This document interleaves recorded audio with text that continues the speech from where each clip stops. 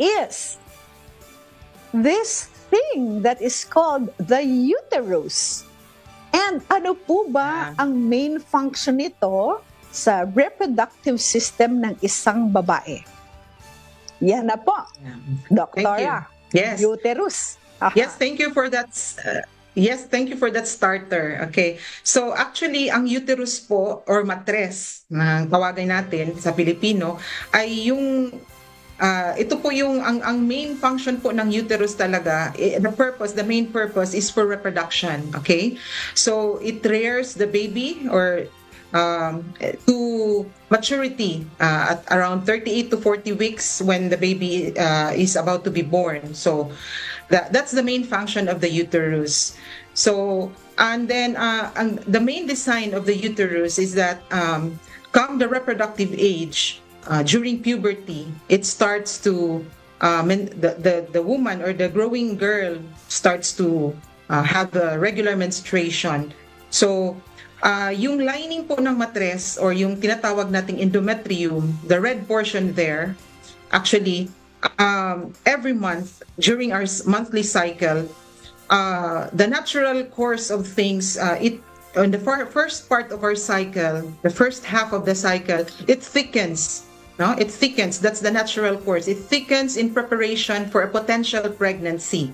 Okay, so the predominant hormone there is our estrogen.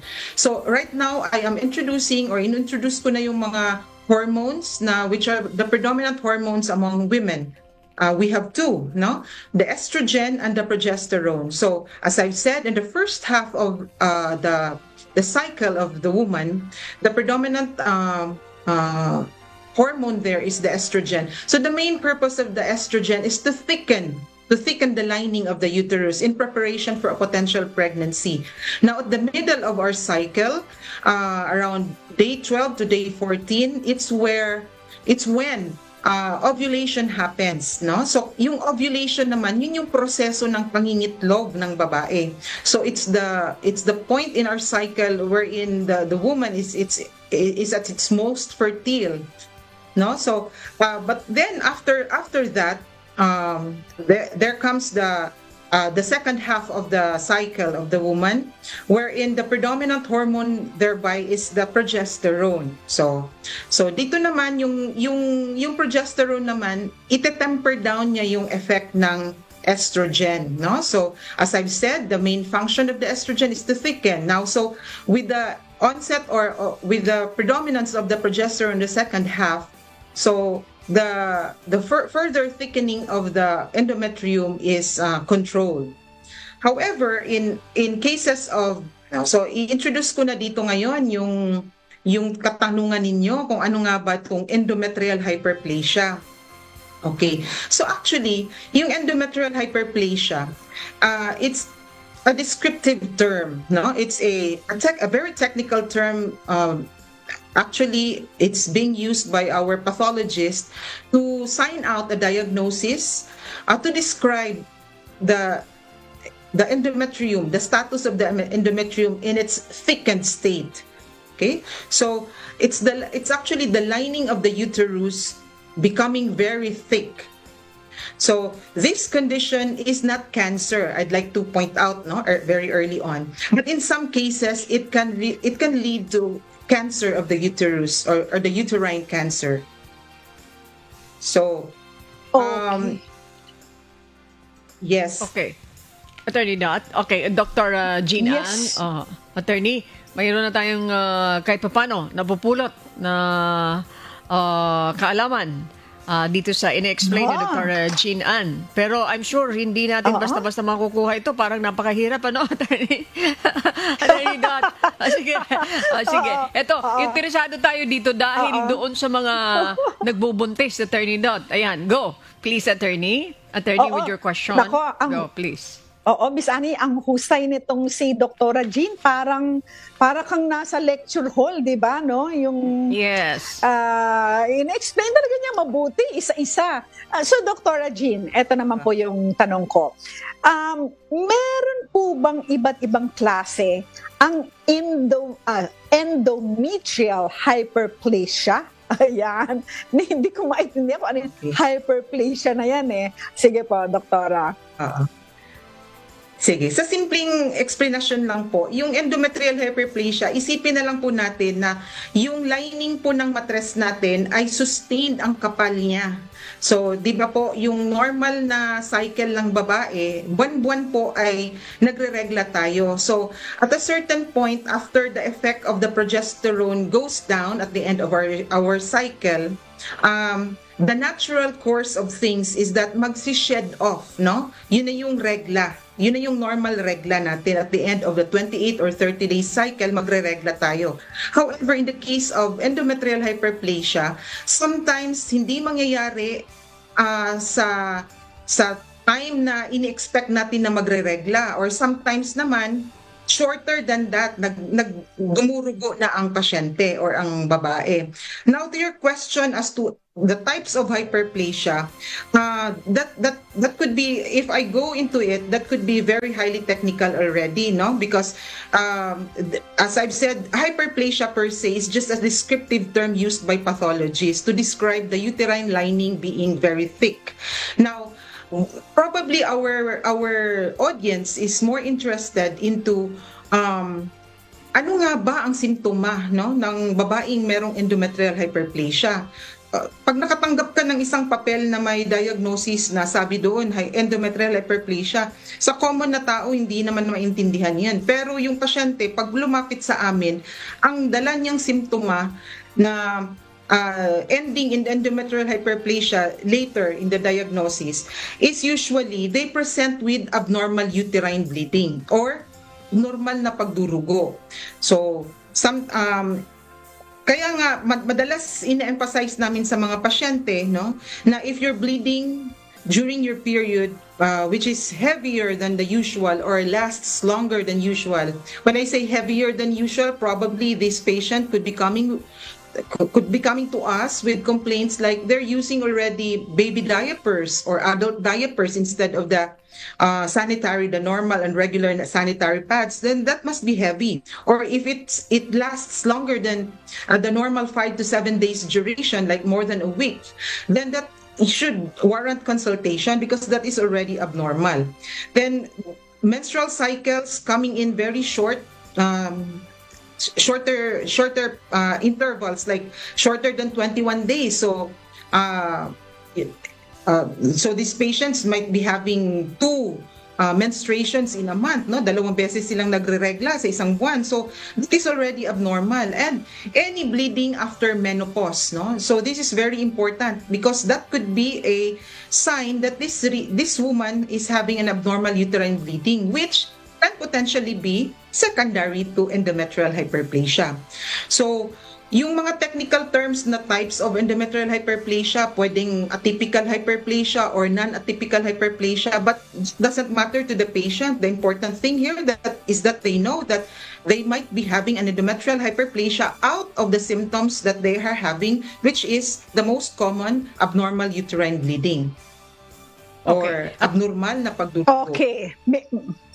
Ayun. Miss Annie, eto lang ha. Bago ko ibigay sa'yo. Yes. Bago ko ibigay sa'yo. Parang naiintindihan ko na. Okay, parang naiintindihan ko na.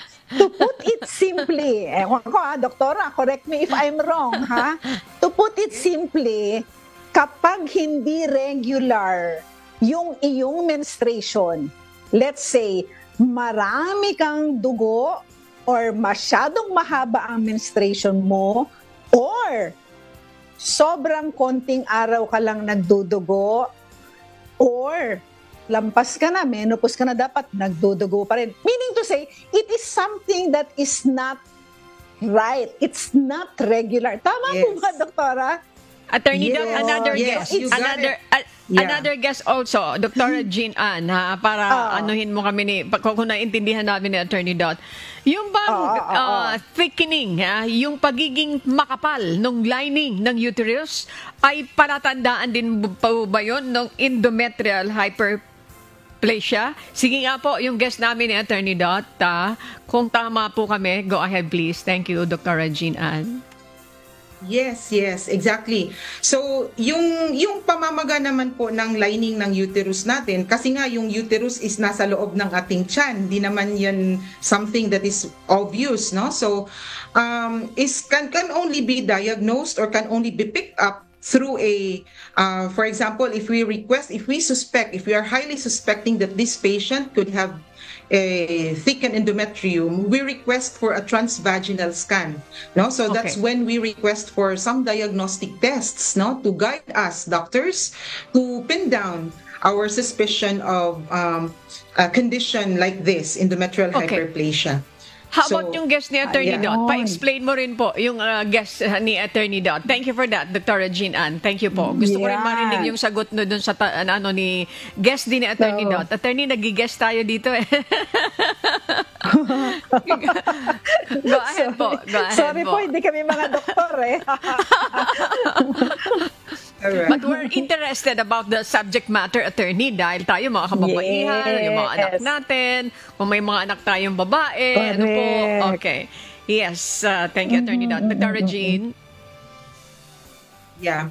So, doon sa katanungan na sino-sino nga ba yung potentially maapektuhan ng endometrial hyperplasia, no? Natural, magiging interesado din tayo kailan. Lahat tayo nandito sa studio ngayon ay babae, no? So, and a lot of our significant others are women as well.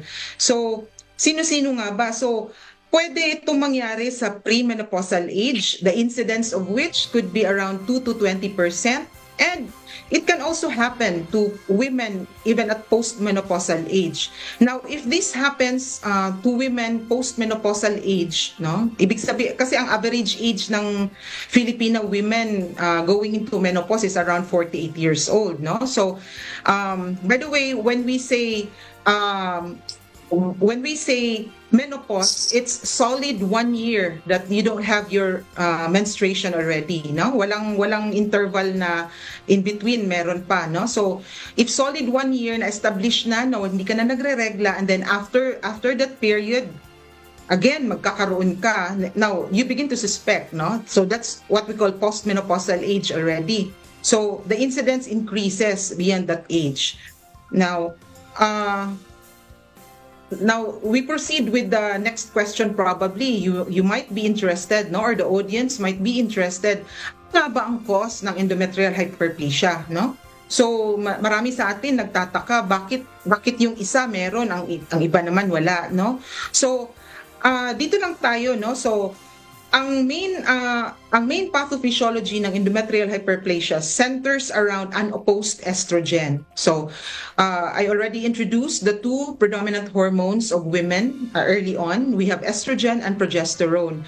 Now, there might be an increased exposure to estrogen. Now, when I say exposure, the endometrial lining, we're talking here about the specific organ, the endometrial lining being increasingly exposed to estrogen.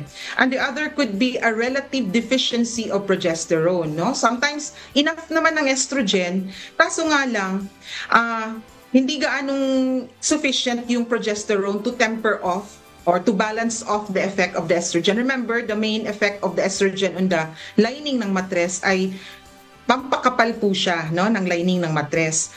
However, in instances wherein either of these happening occur, no, either increased estrogen or there is a decrease or relative deficiency of progesterone, then that's when unopposed estrogen happens. So if this happened, so uncontrolled na ngayon yung pagkapal ng endometrium or yun ang lining ng matres. So that will now result into abnormal bleeding, no? So it can be heavy menstruation, or it can be prolonged menstruation, or can also happen like you have two established normal menstruations and then in between you have, alam mo na, patak siya, no? So yun yung mga signs, no, probable signs that the menstrual period is no longer normal. Okay. Doktora. Okay, ako simple lang ano kaya ang gustong malaman ng mga nanunood sa atin ngayon at nakikinig sa atin sa radyo. I'm sure ang gusto nilang malaman ay, Doktora, ganito, paano po kami hindi magkakaroon ng endometrial hyperplasia? Yan. Sige nga po, Doktora, makakatulong po ba ang mga lifestyle changes, etc.? Okay po. Yes. So I'll just brush off a little on the risk factors, established risk factors of endometrial hyperplasia. And I'll jump right into what you're leading to, no? The lifestyle modifiable factors that can prevent, no, or decrease the risk of endometrial hyperplasia. So increasing age is one of the risk factors. Nulliparity, ibig sabihin yung never naging buntis yung isang babae in her lifetime, okay? And older age, menopause, sometimes more than 52, 55 years old na nagre-regla pa, so that can be a risk factor. Early age, when menstruation started very early, like 9 years old, nagre-regla na, no? History of conditions like diabetes mellitus or diabetes, no? PCOS or polycystic ovarian syndrome, gallbladder disease, thyroid diseases, and obesity. This is very important and very common nowadays. And family history of ovarian, colon, or uterine cancer, and hormonal replacement therapy, which is unbalanced. Now, so doon sa iyong tanong, kung paano nga ba, I'm sure magiging interesado din ang ating mga viewers dito, no? Kung paano natin ang treatment, no, sa endometrial hyperplasia na ito. So, treatment for endometrial hyperplasia is technically we use hormone, not to oppose the extra estrogen there. So, we use progestin or progesterone in the form of pills, oral pills. Now, sometimes it can be combined oral pills which contains both progesterone and estrogen, sometimes only progesterone. And it can also come in an injectable form and an implant form or even intrauterine device which has progestin in it. And in worst cases wherein high degree of suspicion is there for uterine carcinoma already pre-existing in the background of endometrial hyperplasia, especially at the age wherein pregnancy is no longer desired, then we may suggest even hysterectomy or pagtanggal ng matres. Now, to your question, no, kasi we need to understand that this endometrial hyperplasia exists in a spectrum of diseases. The end of the spectrum, actually, the far end of the spectrum is endometrial carcinoma or cancer, and we don't want to get into that, no? So we need to understand that endometrial hyperplasia per se is a disease of affluence, and it's a lifestyle disease, no, to start. So nandun yung malnutrition. When I say malnutrition, very common, what comes to our mind actually is yung kakulangan. But here, there's overabundance sometimes and indulgence in the wrong types of food, okay? And over inactivity. So kakulangan naman ng ehersisyo or physical activity, over stress, no? And sometimes we can also look into the affecting the lack of sleep, sleeplessness, no? Over sleeplessness or the lack of sleep being related to this as well. And substance abuse and addiction and lack of social connection. The substance abuse, perhaps we can view it in the lens of lifestyle medicine, like food addiction, for example. No, you can't simply put off the food in front of you. Just keep on eating, which leads to obesity. And we know for a fact that obesity is one of the major risk factor of endometrial hyperplasia. Now, because with increased external fat or peripheral fat, there is a mechanism, no, na pwede siyang mag-self-convert pala yung extra fat natin. The other term for fat is cholesterol, no? If you notice, cholesterol, estrogen, estradiol, they have the same suffix, no? Pareho yung ending nila, all. So they can easily convert into one another, no? The extra fat there can convert to extra estrogen. So therefore, there's extra stimulation of the lining of the matres leading into hyperplasia. So doon naman sa malnutrition, overabundance, indulgence of wrong food types. So excessive intake of sweets, carbohydrates, and pinakauso ngayon, sobrang dami talaga and abounding itong mga hyper-processed foods, no? Ultra-processed foods. Because we know for a fact that there are lots of additives there, no?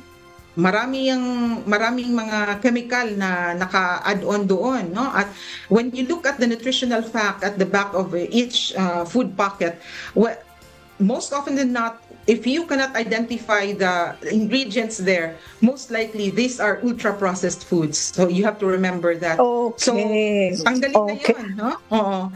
So, yes. So, yun po. Dr. Jean, bago ko po ibigay kay Ma'am Annie Rentoy, isummarize ko lang dahil napaka-comprehensive po ng sagot po ninyo. Gawin ko lang po, kasi I was taking down notes, no? So, correct me if I'm wrong. Yung una po ninyong sanabi, indulging in the wrong kinds of food. Kasama na po dyan ang mga sweets, ang mga processed foods. Pagkatapos, walang exercise. And then, stressed ang buhay mo. Yes. Sleepless ka, wala kang tulog, sleeplessness, sakit mo yan. Substance abuse and addiction at saka obesity. So mga kasangbahay, nakinig po kayo, iwasan po natin lahat yan para po maging regular ang ating menstrual cycle at hindi po tayo magkaroon ng endometrial Hyperplasia. Ayun. Okay, Miss Annie, ikaw naman. Thank you very much. Sige. Attorney, maraming salamat, Attorney Dot. Ito naman ang gusto ko itanong kay Dr. Jean Ann. What if nalaman na nga niya na mayroon siyang ganito, pero neglected or left untreated?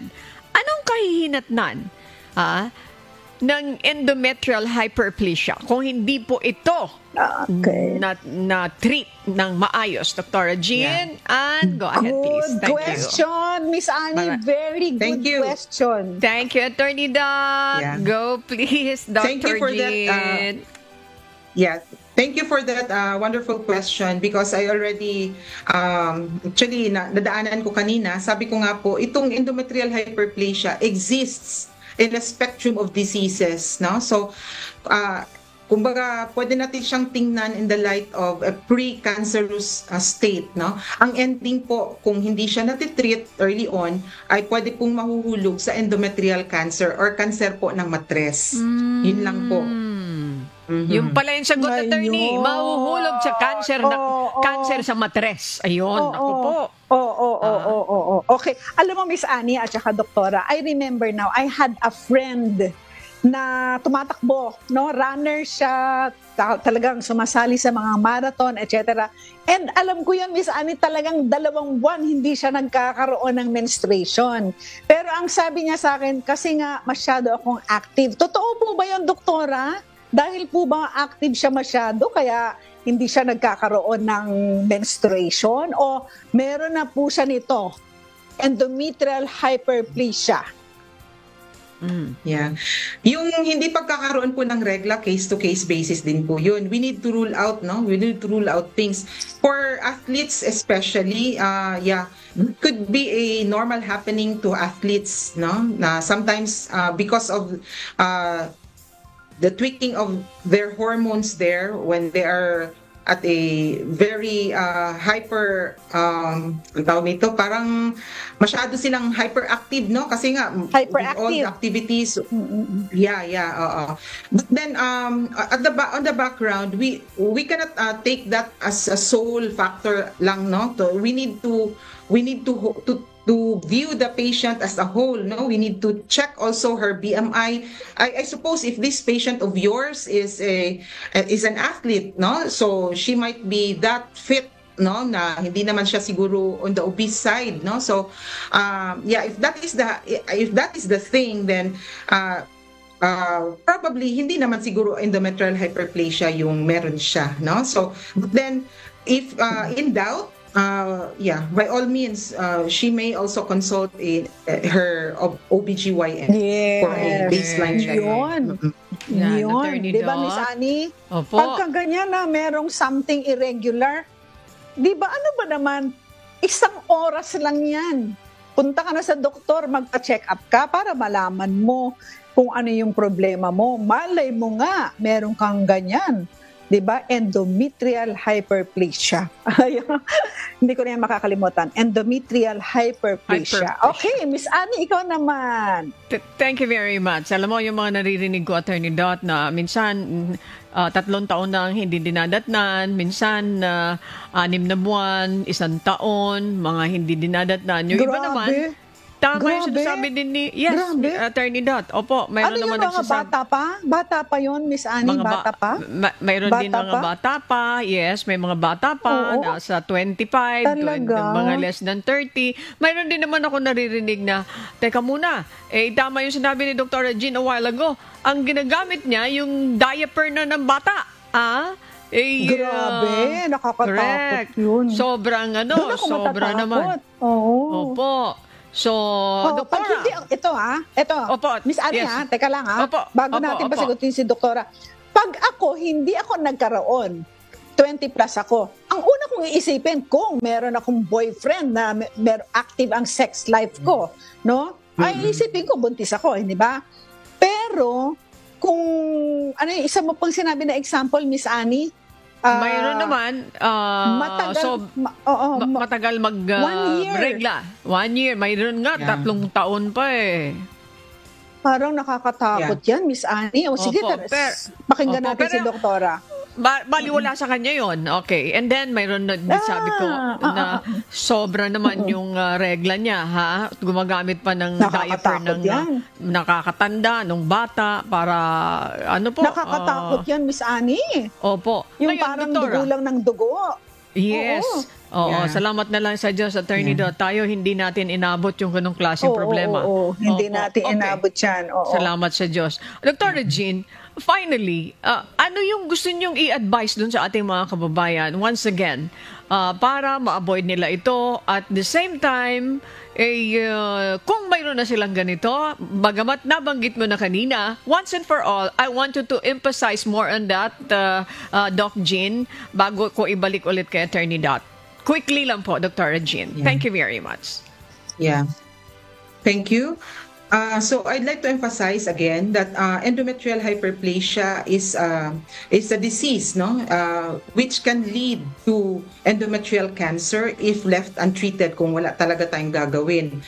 So, and then we need to realize that the risk factors that points towards developing endometrial hyperplasia are mostly lifestyle based, so we need to do some tweaks in our lifestyle to avoid having this, so first and foremost, we need to check our nutrition, and we need to make sure that what we eat really will not lead to obesity. We need to be in control of our food intake there.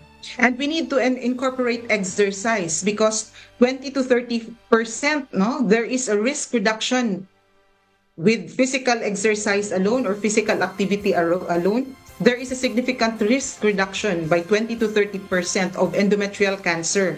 So the risk factors technically for endometrial hyperplasia and the endometrial cancer are almost the same, So, and then we need to incorporate strategies to decrease stress, in our lives, and we need to emphasize sleep, because the lack of sleep and the circadian disruption actually has a characteristic that is correlated with carcinogenic factors as well. It enhances the tumor progression if and when. Then we need to also establish good social connections with friends, because studies have found that with good social connections with others, we develop a sense of community, and with this sense of community, more good health behavior are also encouraged. So when you are with people who are